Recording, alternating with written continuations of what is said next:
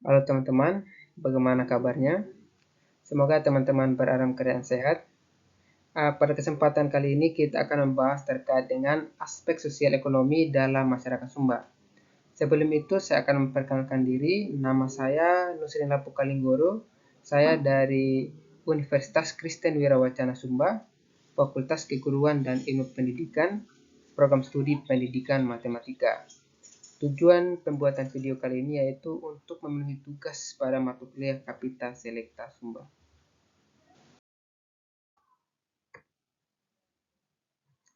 Referensi yang kita gunakan yaitu buku yang berjudul Ekonomi Uma, di mana buku ini di dalamnya membahas terkait dengan yang pertama itu pola interaksi sosial masyarakat di Sumba dalam usaha memenuhi kebutuhan hidup. Yang kedua ialah interaksi sosial tersebut yang menghasilkan proses produksi dan cara produksi. Dan yang ketiga yaitu berbicara terkait dengan interaksi sosial ekonomi yang dilakukan dalam bentuk pertukaran, yaitu baik resiprokal, barter maupun penjualan.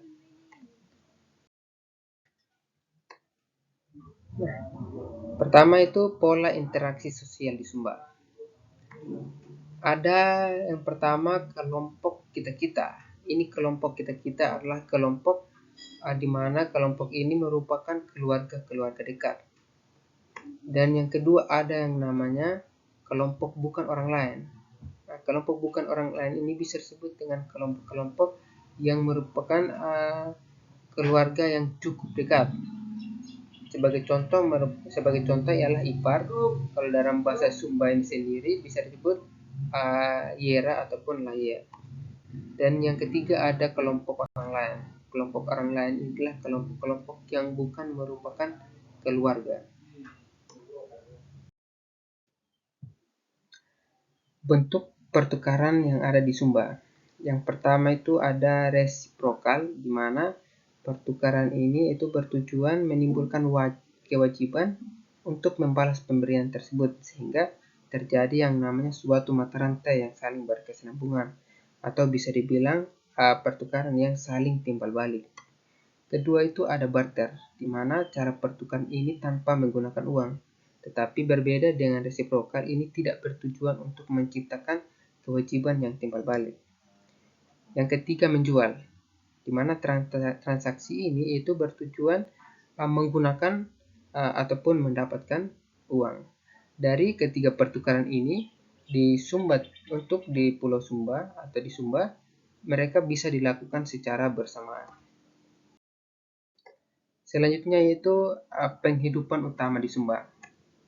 Yang pertama pertanian pangan, di mana ada jagung, padi, umbi-umbian, dan kacang-kacangan. Kemudian di Sumba juga ada namanya tanaman jangka panjang, di mana orang Sumba menanam anggur kelapa, jambu mente, pinang, asam, kemiri, kopi, dan masih banyak lagi. Yang ketiga itu ternak besar, ada kerbau, kuda, sapi. Ada juga ternak kecil yaitu ada babi, ayam, dan kambing. Kemudian ada nelayan. Nelayan di sini mereka mendapatkan hasil tangkapan itu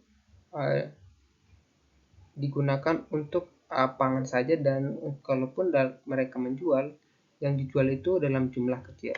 Kemudian ada yang namanya mereka juga non pertanian, yaitu ada tenun, kerajinan tangan. Nah,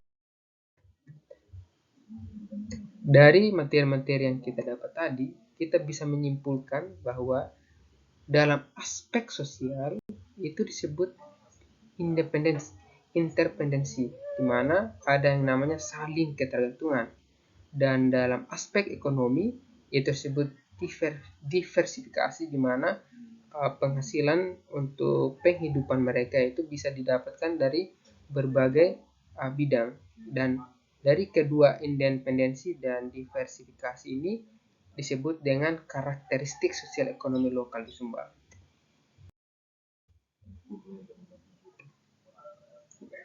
Sekian materi kita pada saat ini.